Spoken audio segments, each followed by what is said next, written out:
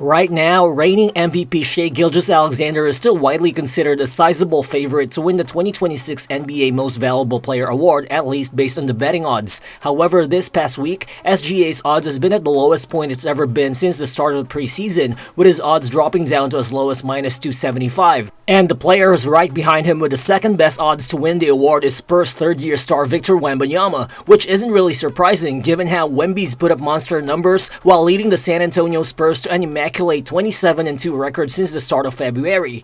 If Wembanyama wins this year, he'll be assuming the mantle currently owned by Derrick Rose as the youngest regular season MVP in NBA history. But just to be clear, while most people consider this season's MVP debate now being down to just a two-man race between Shai and Wembanyama, I still believe that you still have to put Nikola Jokic up there in the conversation simply because of the elite statistical production he's had all season despite his injury. And this is why I'm still ranking Jokic third in the MVP debate ahead of Luka Doncic currently. Now, this is when we have to talk about Wembanyama's impassioned speech last week when asked about his MVP chances, wherein he stated that, quote-unquote, "It is still reasonable there is a debate pertaining to who should win the MVP award," but then, this is before Wemby listed three specific reasons as to why he deserves to be crowned MVP. The first reason, Wemby stated that defense is 50% of the game and that has been underrated in the MVP race. Second, Wemby emphasized that the Spurs won 4 of their 5 matchups against the Thunder this season, including all 3 games when both teams had mostly healthy rosters. And the third reason, Wemby stated that offensive impact goes beyond just scoring points. Well, first of all, let me just say that what Wemby did was a breath of fresh air because so often we expect players not to openly want awards because it could sound selfish, but to be honest, I'm not really sure what could be selfish about wanting to win MVP or any individual award for that matter because after all, it's pretty hard to receive those without being a tremendous boost to your team's success. So now, to me, the only question is, does Wembanyama's MVP case actually hold up based on the reasons he talked about? So in this video, let's go over Victor Wembanyama's 3 criteria and use it as a comparison tool between him, SGA, and Nikola Jokic's MVP cases this season.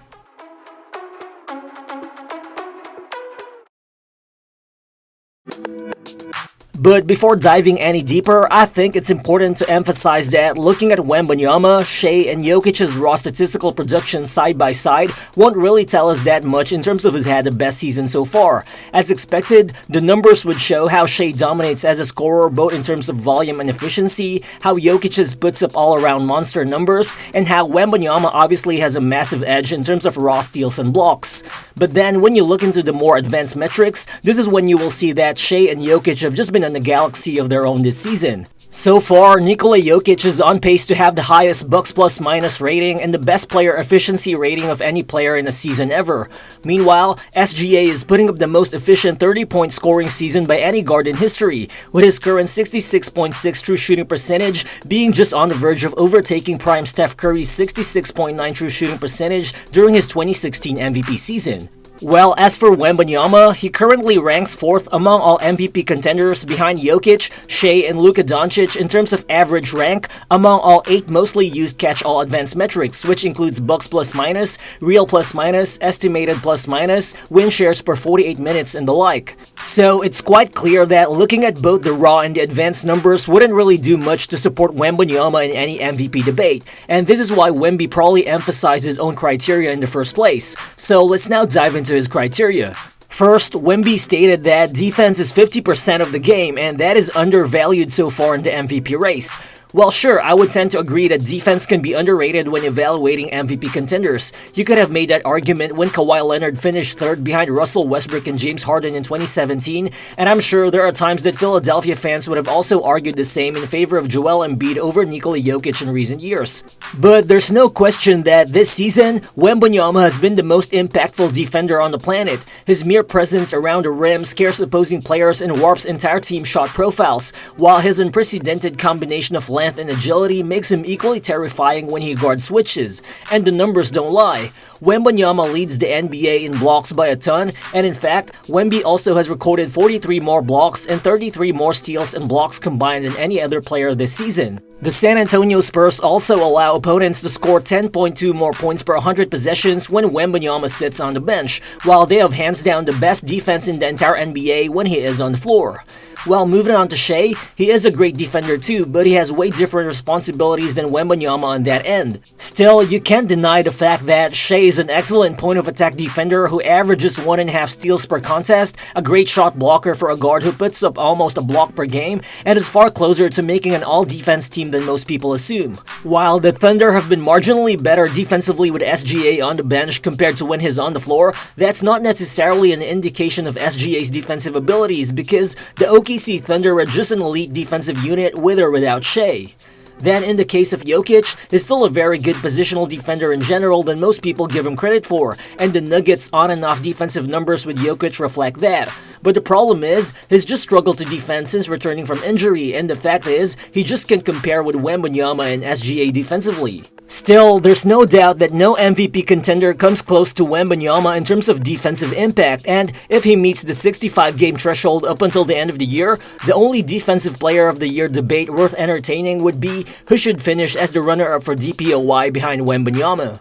So now let's move on to Wemby's second argument pertaining to how the Spurs dominated the season series against the Thunder. Obviously, San Antonio snapped OKC's 16-game win streak by eliminating the Thunder from the NBA Cup in December, and the Spurs have also won 4 of their 5 matchups against OKC, including 3 of the 4 games where Wemby and SGA were both available. Put it another way, the Spurs have been responsible for roughly 27% of the Thunder's losses this season.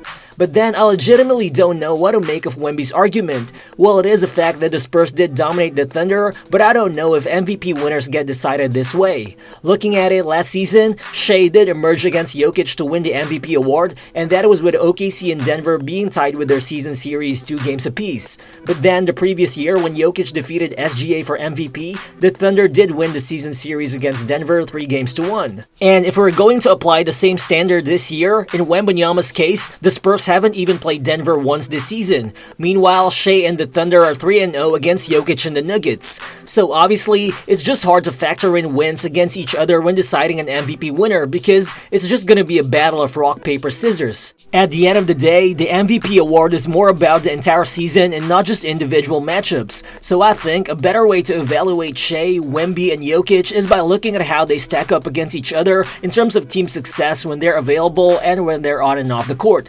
And looking at it, the Thunder have had the best record compared to the Spurs and Nuggets when their superstar has been available, with OKC having won more than 81% of their games with Shai playing.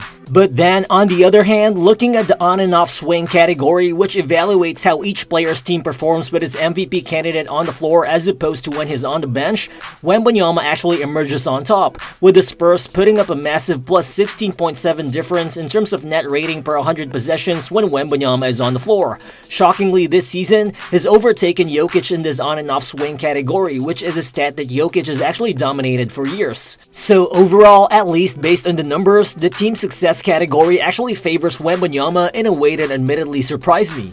Now let's move on to Wemby's last argument, which is that offensive impact is about more than just total points scored. Well, this point made by Wembanyama definitely makes sense. A versatile big man like him who can both shoot from the perimeter and catch lobs at the rim can definitely bend defenses even without touching the ball most of the time.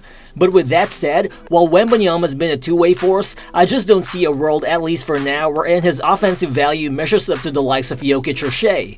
Well, here's how all 3 players stack up when it comes to total points created per game between both their scoring and assists. As you can see, Wemby at 3rd place and Shai, who ranks 2nd, is still separated by a massive 17 points created by both scoring and assists, while Jokic just flat out dominates on top. Meanwhile, when you look into the category of points scored per shot attempt, which takes into account possessions that end in field goal attempts or even free throws, you'll see Jokic and Shai virtually tied on 1st and 2nd place, while Wemby is at 3rd place.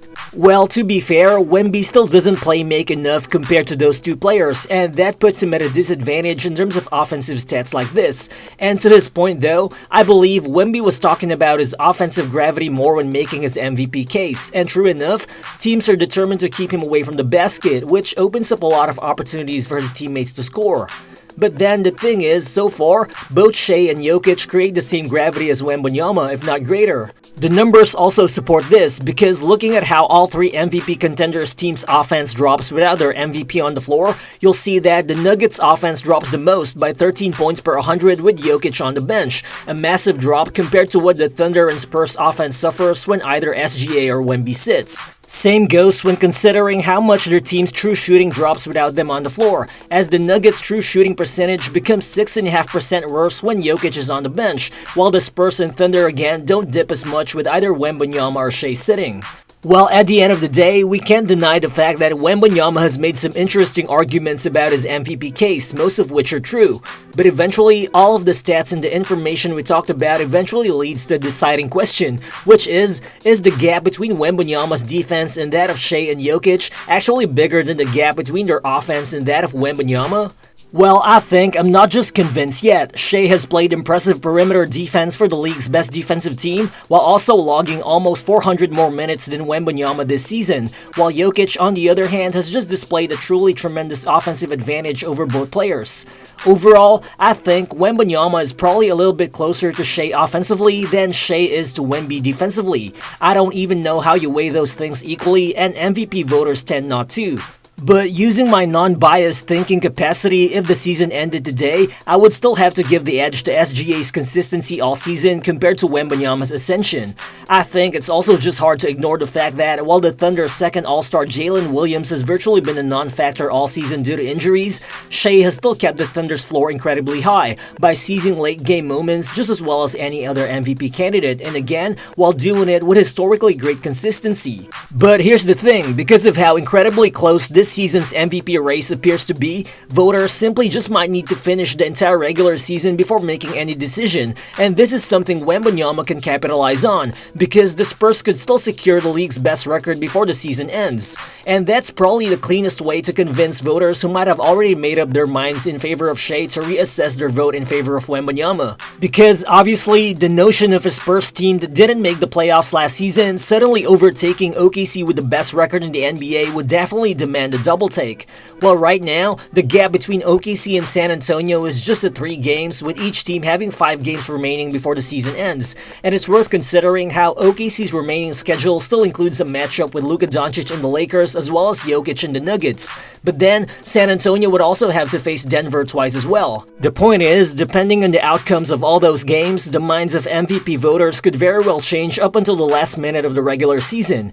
But at the end of the day, regardless if Wembanyama only ends up as the MVP runner-up this year, that is still no small feat for a third-year player. And the thing is, whatever happens in the playoffs, I wouldn't be surprised if Wembanyama becomes the outright MVP favorite heading into next season. Because as Wembanyama's offensive game continues to evolve and as he figures out the best shot diet to pair with his otherworldly talent, his efficiency will just continue to increase. He's already done a good job of cutting down on his turnovers, and it would only be a matter of time before he closes the offensive gap with players like Shai and Jokic. And the scary thing is, the distance between his monster defense and everyone else's will only significantly grow from here on.